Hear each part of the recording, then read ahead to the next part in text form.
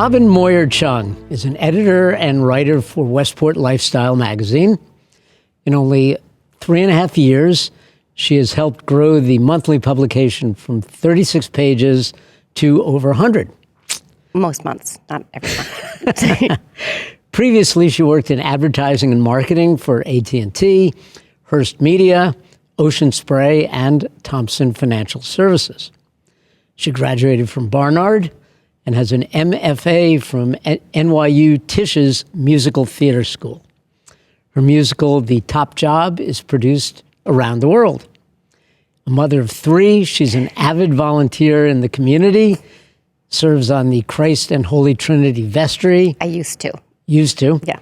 And on her PTA executive board. Robin, welcome to 06880, the podcast. Thank you. I'm happy to be here. It is great to have you. So, start at the beginning. What got you to Westport? Okay, so unlike most people, it was not Compo. Everyone goes here for Compo. But Westport reminded us, I was married at the time, it reminded us of the town that we grew up in, which was a seacoast town. And we had a beach, which was, it was basically a slime basin, and then they carted in a bunch of sand. So if you walked off the sand, you'd get like ooze through your toes and like cut up with razor clams. It was pretty grim. So it lacked the charm of Compo in Hingham. Ah, okay. But the real reason I moved here is because I'm a city chick and I needed to be within walking distance of some sort of city-like area. And I needed to be able to walk to get a cup of coffee to go. That's my thing. I know I hate one-off use plastics, but I do love my cardboard coffee cups. So that's what kept you here, coffee? No, it didn't keep me here, but it was certainly, a factor. I mean, I'm here because I love it. I've been here for 16 or 17 years now, but I love being able to walk downtown. That was important to me. And I do it all the time. Do you live near downtown? I do, yeah. I live right up in Old Hill. And the entire street, actually, when we moved here, it was a lot of older people, and it's completely turned around, and it's all young families. And it's terrific. It's a lot of fun. I agree. And I'm hearing that a lot of people who are moving here from Manhattan and Brooklyn do so because they want to be near a downtown. Well, that makes sense. I mean, again, Compo's terrific too, and we have Longshore. But it's hard to find a place where you can walk. You can walk and you can shop and you can get something to eat, and it has the vibrancy, and it's getting even more exciting now. I mean, I think the DMA is doing a terrific job of making it interesting, closing off the street so, people can wander around. It's more social. I really love what they're doing. And Annette Norton is just doing fantastic things. Really happy about what's happening now. You seem very enthusiastic. So you are, your magazine is Westport Lifestyle. Yes. Is there a Westport Lifestyle?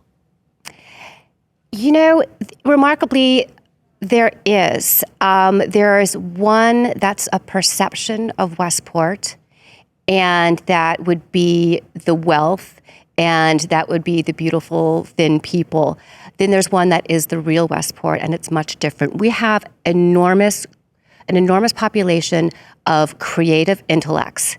They're smart. They're doing smart, creative things, obviously, and they're doing wonderful things for the community. The Westport that I see is rarely, not always, it's rarely the one that people perceive as being, even with the movie that was filmed here, Stepford Wives. Yeah, it's not like that at all. I have never witnessed that. I've met certain people that might give off that sort of vibe, but deep inside, they're really not like that. And it's amazing what people are doing for philanthropy here. And it takes someone like Paul Newman. I feel like he's such an epitome of Westport because he's wildly famous, wildly wealthy, but at heart, he's none of those things. He's just a person who wants to give back to society. And his greatest achievement was Newman's own, was creating something that enabled him to give millions back to people who needed it. Hundreds of millions. Hundreds of millions, right. Hundreds of millions back to people who needed it. And all of his children, I think some of them, a handful of them tried their hand at acting, but now they're philanthropists. Now they're devoting themselves to incredible foundations and really making the world a better place quietly. Yeah. Quietly. So the Westport lifestyle is how? Well, Can you describe in a couple words? The Westport Lifestyle is definitely taking advantage of all the resources that we have here. I mean, just look at the library, has amazing programming. The Westport Museum, which I think is terrific because I think that town history is so important. Growing up, it was really important in Hingham, and again, it's a similar town, similar history as Westport. And I do think that our kids could learn more about the history and more about the importance of the history. Because it's fascinating, it's interesting, and it's happening, it happened right here. And I think the Westport Museum is doing a terrific job of making it more important to people in general. And they've overhauled the museum. It looks terrific now. They're really working hard to making it interesting for people. And they're getting much more attention, and they're getting many more visitors, which I think which is wonderful. Sure. Because, all the stories that I hear from there are you kidding me? There was a Black family. I just did an article on a Black family that lived in town, and the descendants came, and they wanted to learn more about their family. There was no record of this family. It was Benjamin Adler, so many names. I'm terrible with names, so I always forget. They didn't have any records, so they're like, yes, don't have any record of it. Well, it turns out that during COVID, they went to the cemetery, and they noticed there was away from all the others. This is the Evergreen Cemetery. This is the Evergreen Cemetery. Away from all the others, there were these, really brilliant monuments, and it turned out to be that family. But they were a Black family, so they had been completely expunged from the records. They were wealthy. They were well off. He is believed to have been a slave that was then freed, and they lived in their house until the 40s, and then all of a sudden the town of Westport raised the taxes and kicked them off their property. No one else's taxes were raised except for theirs. And he had been associated with Morris Jessup. Yes. Or okay. Morris So you know more about this than I do, even though I just read. Yeah. Oh, you did. Okay. I read good. The story. Good. I read Westport Lifestyle. Oh, I'm so happy to hear that. Well, I read your blog, so we're even. We're even. So that's an example of the story you cover. Yeah. What do you cover generally, and how do you cover it? How do I cover it? Let's see. I only like to focus on positive things. If there's something negative, I don't sugarcoat anything, but I do make sure, it's really easy to publish something negative and hurt someone. And I don't think that that's fair or responsible.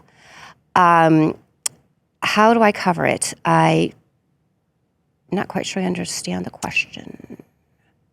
Do you go in looking for certain angles? Oh, yes. Okay. So basically what I do, I like to talk to people. I like to interview them face to face because I think you get much more information out of them. Zoom is great. Email is fine, but face to face is the best way to do it. After I talk to them, I sit and I think and I think. So when you're writing a song, there's always a hook, which is usually in the verse. And there's always a way of telling a story instead of just, like AI. That's terrific, but you're just going to get one kind of story. It's going to end, in conclusion, overall, everything's going to be positive, and everything is going to be very surface. And everything's going to be the same. With a story, there's so many angles to it. There's so many ways of telling it. For instance, I did an article on a best-selling writer, and it's a best-selling writer. I'm not a book reviewer, so I wasn't going to review her book.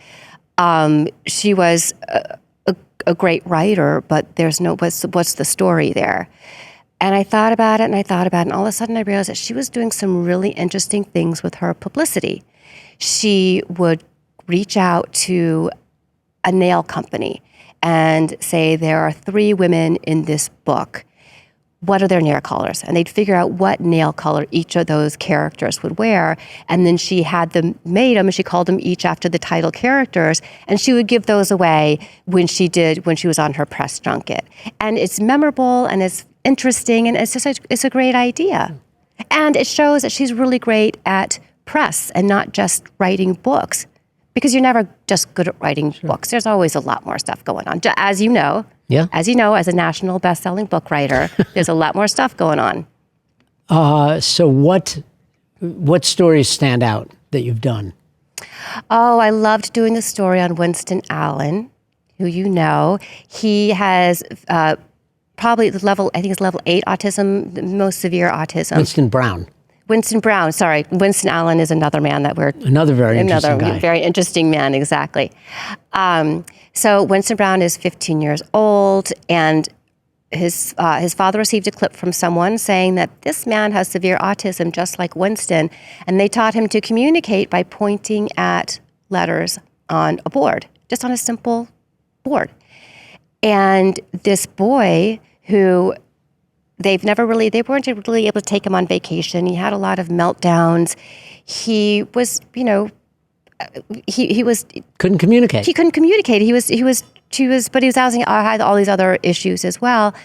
He finally learned how to communicate, and not only did they realize that this was an extremely smart kid, but a lot of his other issues were alleviated because he was finally able to tell people what was inside of him. And he spoke in full sentences, beautifully full sentences, grammatically. They were reading him first grade books. And I asked him, well, how did it make you feel when they read you first grade books? And he said, I felt frustrated because all along he's this really smart kid who can't say, don't read me those books. I'm way smarter than this. I know a lot more. Now he wants to be a neurophysicist or neuropsychiatrist. Neuroscientist. Neuroscientist, exactly. And it's just a wonderful story. And even while I was interviewing him, his mother and his aide were tearing up because they were learning things about him that they never knew before. It was a very special story. The ability to be able to tell these stories is fantastic. Yeah. Are there any stories you will not do? Would you do a story on homelessness, let's say? Oh, I've done stories on homelessness. Yeah, I love Homes with Hope. They do amazing things for the town. I won't do anything that's political, and I try to avoid controversial subjects, especially when it relates to school, because it's a lifestyle magazine, and it goes to everyone's home. And I want it to be something that people enjoy reading, that they're not going to be upset about if their child looks at it, or they're not going to get incensed. Like, this is sent to my home. Why are you sending me something that makes me upset and angry? I mean, people are going to have opinions about everything. That's unavoidable. But I'd like to bring people the really wonderful stories about Westport, and the enlightening stories, and the stories that they don't know about. The stories that they might flip open and be like, oh my gosh, my neighbor's doing that? I had no idea. Like, people's neighbors are doing things and they have no idea.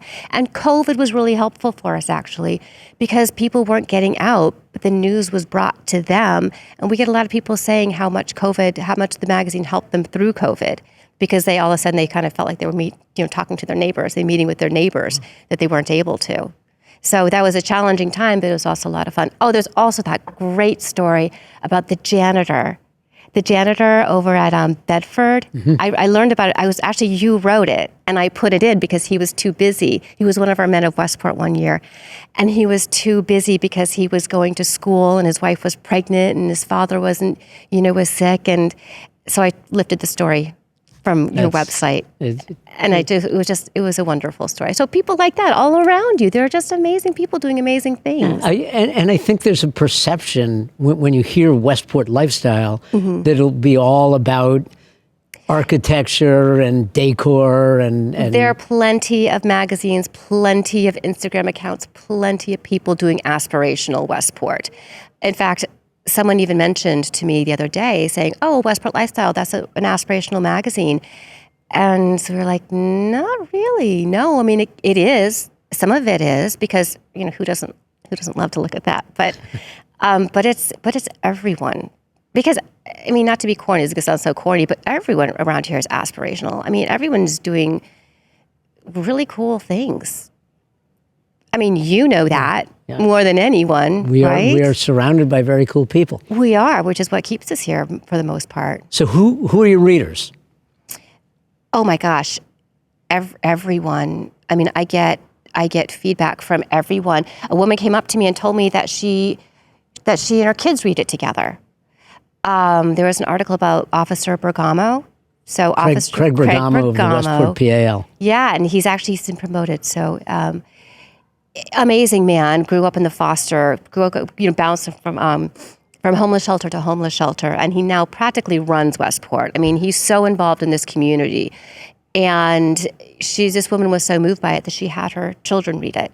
And she goes, I read these articles, I have my children read them, my children love them. And people from Staples High School, from Inklings are reaching out.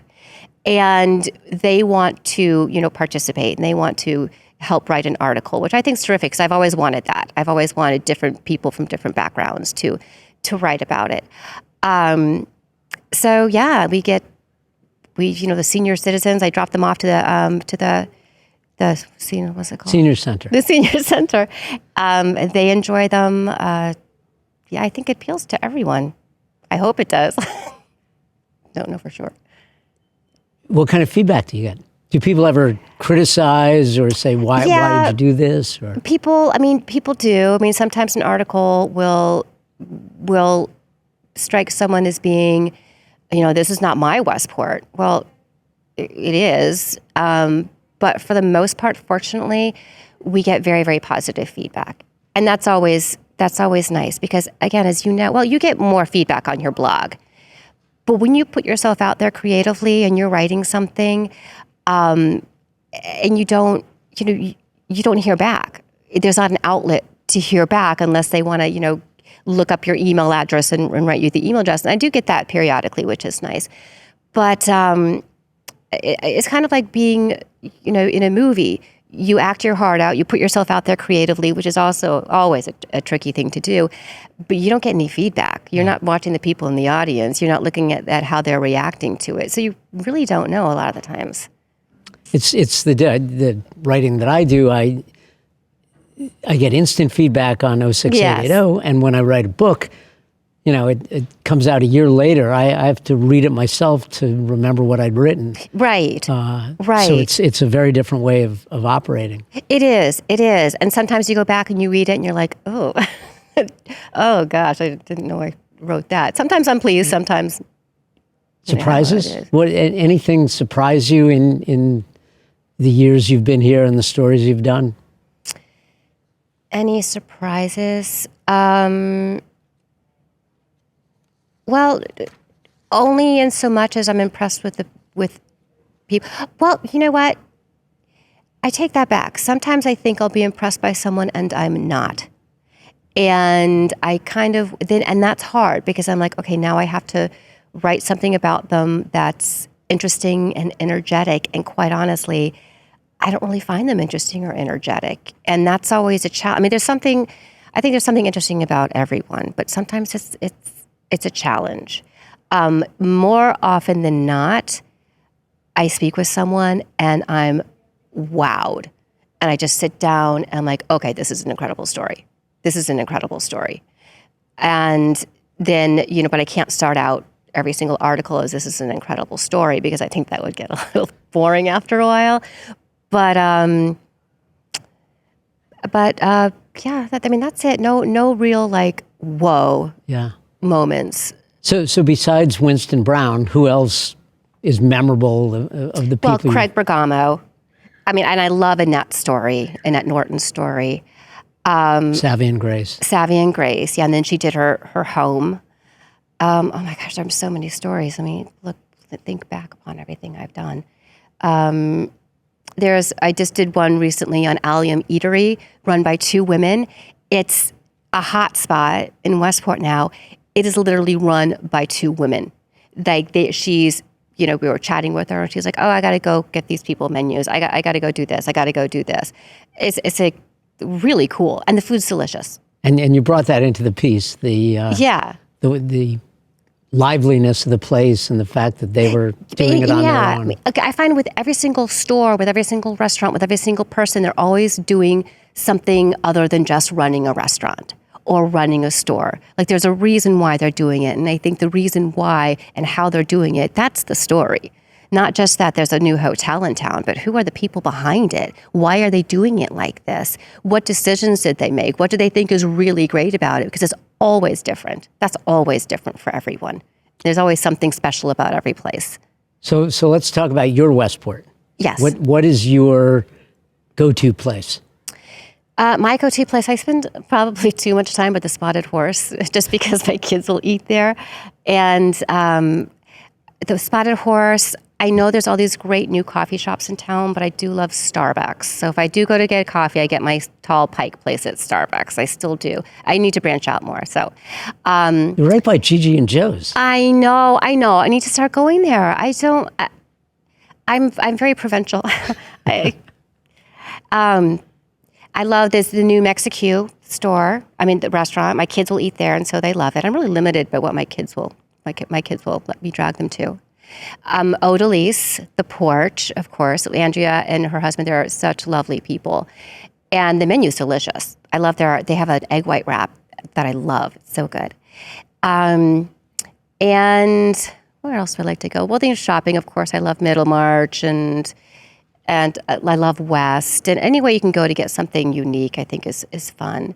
And that's an interesting, I mean, it's a place that's run by Kit Shapiro's daughter, or Eartha Kitt's daughter, Kit Shapiro. Yeah, and there's an example of someone who is the daughter of one of the most iconic movie stars of all time, and she could not be more down to earth. She's just proud of her mom, and she just puts it out there to keep the dream alive. She's just proud of her, but she's so working hard, running working really hard, running store. A great boutique. In Westport, and I really wish there were more unique boutiques in Westport. I'm sure everyone does. It's more easily said than done. But I love the fact that she's doing it, and I really consider that sort of she's not doing it because it's wildly successful. I'm sure it is. I don't know that, but she's doing it mostly to make something unique and interesting for people in Westport, which I appreciate. What are your go-to places? So this isn't about me. No, but what are they? The usual. Yeah, it's the beach. That's a great question. I love Campo Cove and Old Mill and Sherwood Mill Pond. And in another life, I would love to live there. Love to live on the water. Yes. How about your go-to places that are not restaurants or stores? Your happy place. Oh, my happy place? I was going to say schools. I feel like I'm constantly driving to Staples and back. I do love Ginny Parker Field. I do love sitting there and watching my girl play lacrosse. I love that. That's nice. You got the trees, and you've got the trees, and then it's just there's energy, and you get to see your kid out there.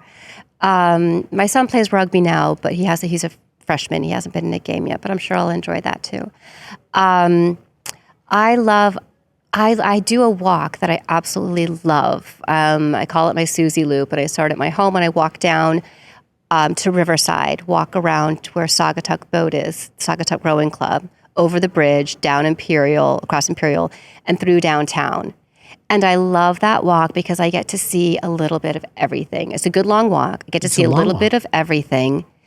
And it makes me happy. And then when I hit downtown, because again, I'm a city chick, I always feel like, I really enjoyed the river and I enjoyed the flat land, but I really, really love being in the downtown area. Wow.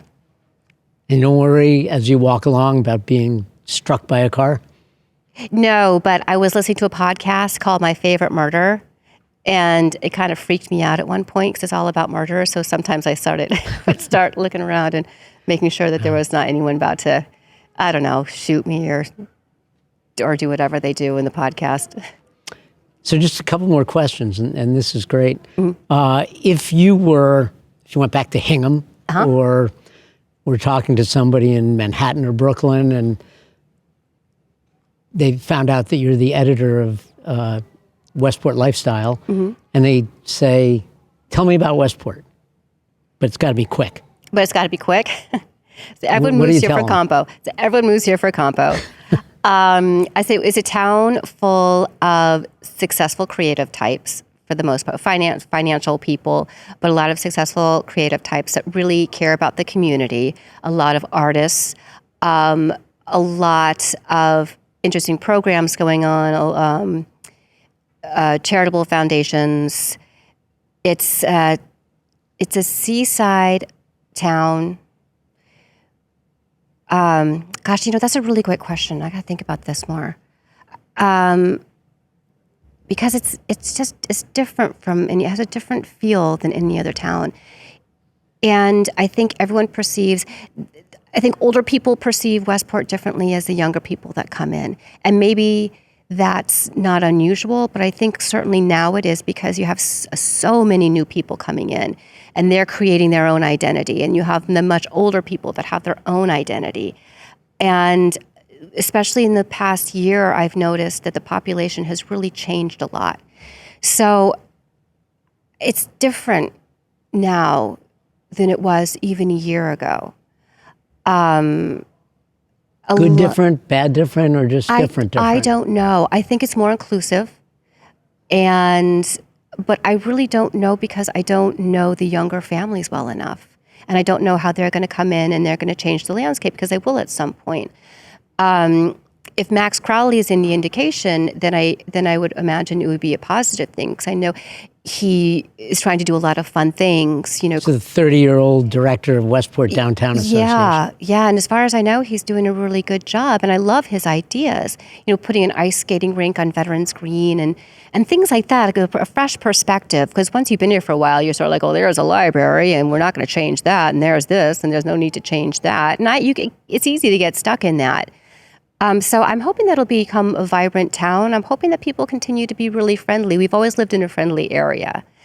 I hope they don't ruin the reputation that I have known of Westport, of being friendly people who don't live up to the perception that others have had of them, just because it's an expensive town. And once you have an expensive town with expensive homes, people are going to think one or two things about you. And it's really not like that.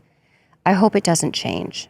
That's great. And I'm very high on the people who are moving here. I think the young families are moving in for all the right reasons. They want a community. They want to contribute. They want the schools. They want the amenities.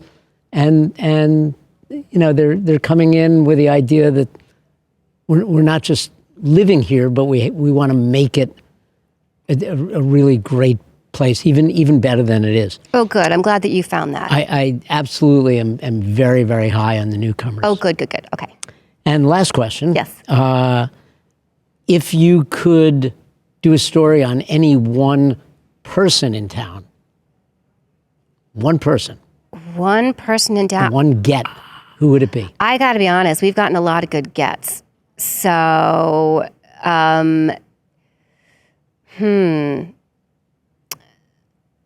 Oh, man, that's a good question. Well,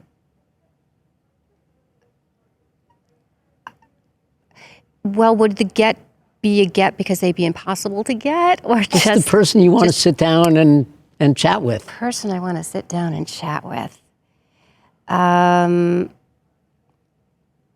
It's really hard for me to think about that when I'm not in a planning meeting because I'm so focused on other people.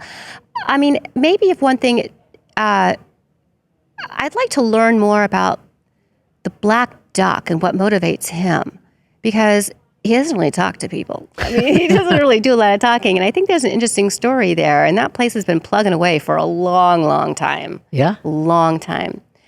And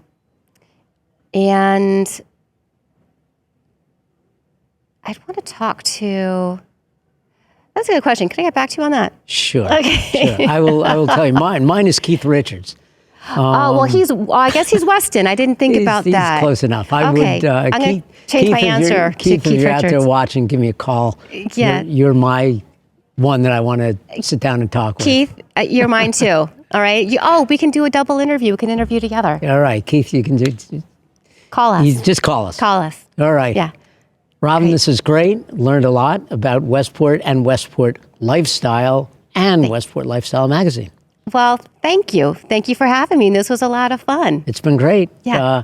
And if anybody wants to read Westport Lifestyle and they don't get it delivered to their home, Yes, they can. Well, we always have an issue here, and we have drop-off spots at West and the Collective West, and probably somewhere else. I can't think of where it is. So, great. yeah, and it's online. Online at Westport City Lifestyle. I always have to Google Westport Lifestyle City Lifestyle, but it's better in print. I prefer the print edition. It's just the formatting and everything, and I don't like to read online. All right. So. Robin, thank you. Thank you for being here Thank on you. 0688 of the podcast. Thank you. You bet.